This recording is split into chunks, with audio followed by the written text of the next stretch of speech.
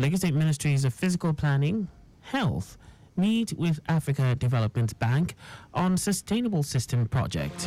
House of Representatives plans to hold Security Summit on 1,400 staff from cholera as war rages in Sudan. And in sports, UEFA strips San Siro of hosting 2026-2027 Champions League final. And now the details. I am Akan Usen.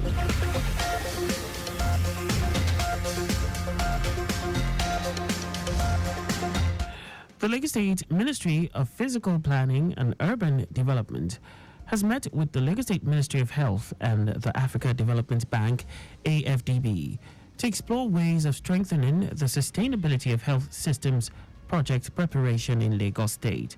Speaking at the meeting, Commissioner for Physical Planning and Urban Development, Oluyinka Olumide, said physical planning is critical to any meaningful development and should be the first port of call as far as project preparation is concerned.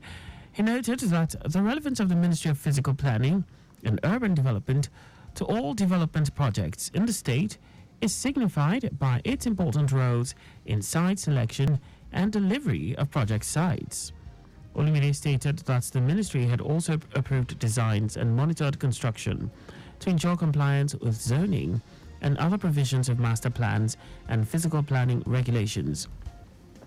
Earlier, Commissioner for Health, Akan Usen, who facilitated the meeting, said the visit was to explore greater collaboration for strengthening the sustainability of health systems projects in Lagos State.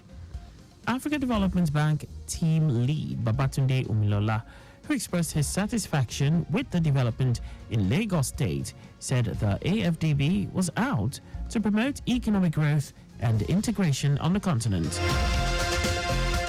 The Lagos State Christian Pilgrims Welfare Board LSCPWB has held a one-day seminar for operations staff in preparation for a hitch-free pilgrimage exercise to the Holy Lands coming up soon. The seminar, which was held at the Chapel of Christ the Light, Alausa, Ikeja, was aimed at ensuring that the operations staff were enlightened about their roles and responsibilities during the pilgrimage exercise.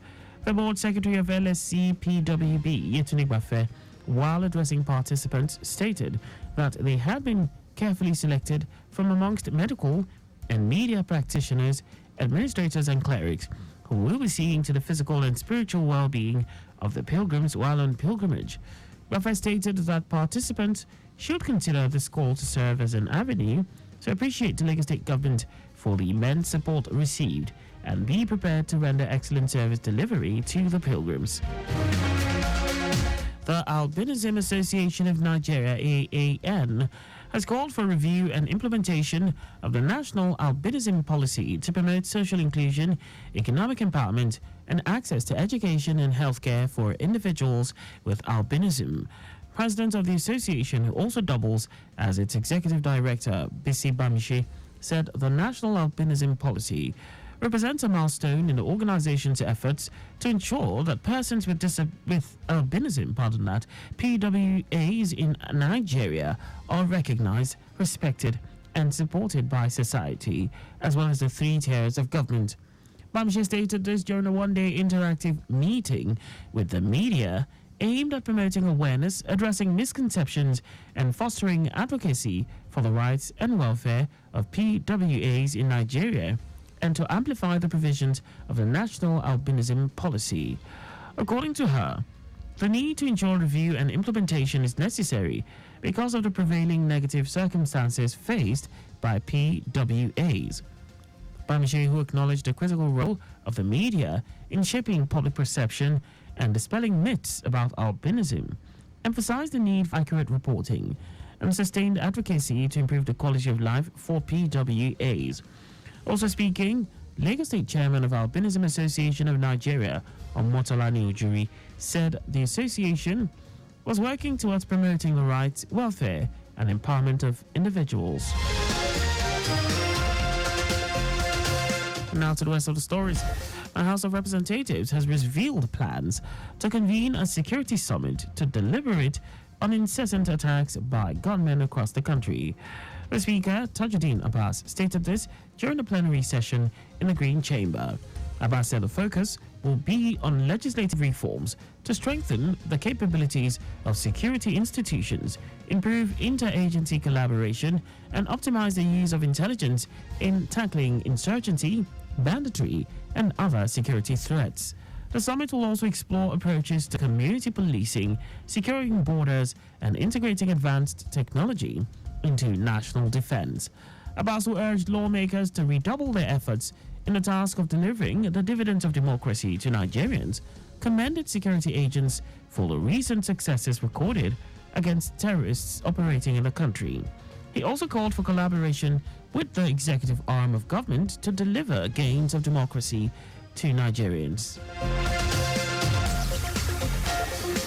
The Senate has confirmed Justice Kudirat Kekereekun as the substantive Chief Justice of Nigeria, CJN. Senate President Godswill Akpabio announced Kekereekun's confirmation during plenary after she was cleared by voice votes. The new CJN was screened for almost 2 hours as lawmakers threw various questions at her, particularly on judicial reforms. Kekereekun was then cleared by the senators at the Committee of the Rule in pursuant to Section 231, subsection 1 of the Constitution as amended. After announcing the confirmation, Akpabio assured all that Nigerians will get adequate justice under the leadership of Kekereekun as the new CJN. Earlier during her screening, Justice Kekereekun affirmed her stance against corruption in the judiciary.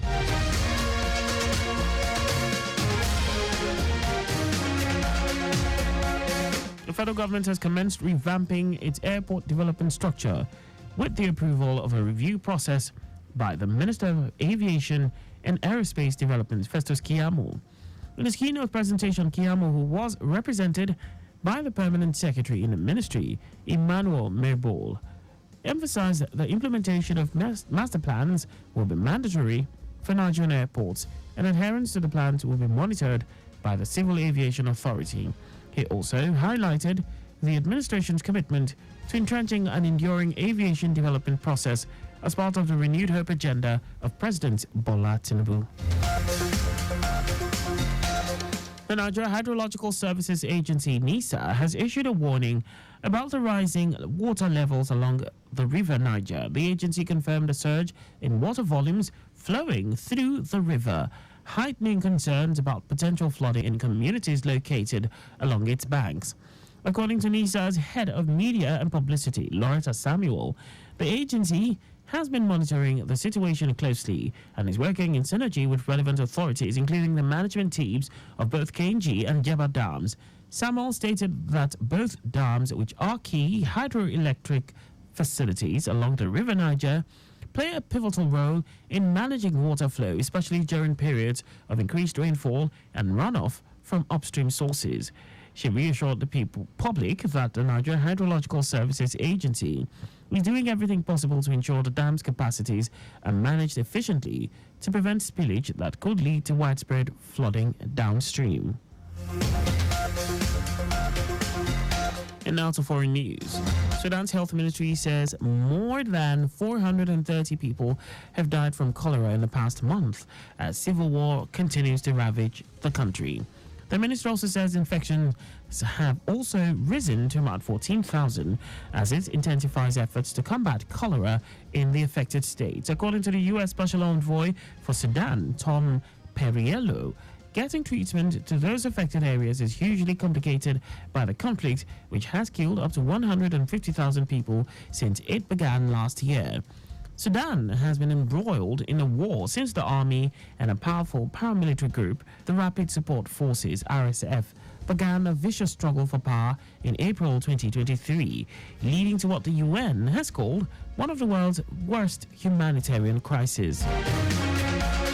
And now sports. Now, Union of European Football Associations (UEFA) will reopen the bidding to host the 2027 Men's Champions League final after the match was taken away from the famous San Siro Stadium in Milan. European football's governing body has gone back to the drawing board after authorities in the Italian city could not offer guarantees that refurbishment work at San Siro Stadium and the surrounding areas will not affect the match. The football body indicated in May that a decision on the 2025 final host was being postponed, subject to receiving the necessary guarantees around the San Siro refurbishment. Now, a decision on a new host is now expected in May or June next year. The last time the San Siro hosted the Champions League final was in 2016, when the Spanish giants Real Madrid edged City rivals Atletico in a penalty shootout. Just before we go, slow down at road junctions, intersections, and pedestrian crossings. You can follow us and like all our various social media platforms on X at Traffic Radio 961, Facebook Lagos Traffic Radio 96.1 FM, Instagram Lagos Traffic Radio 961. On YouTube, subscribe and watch us video. Also visit our website on www.trafficradio961.ng.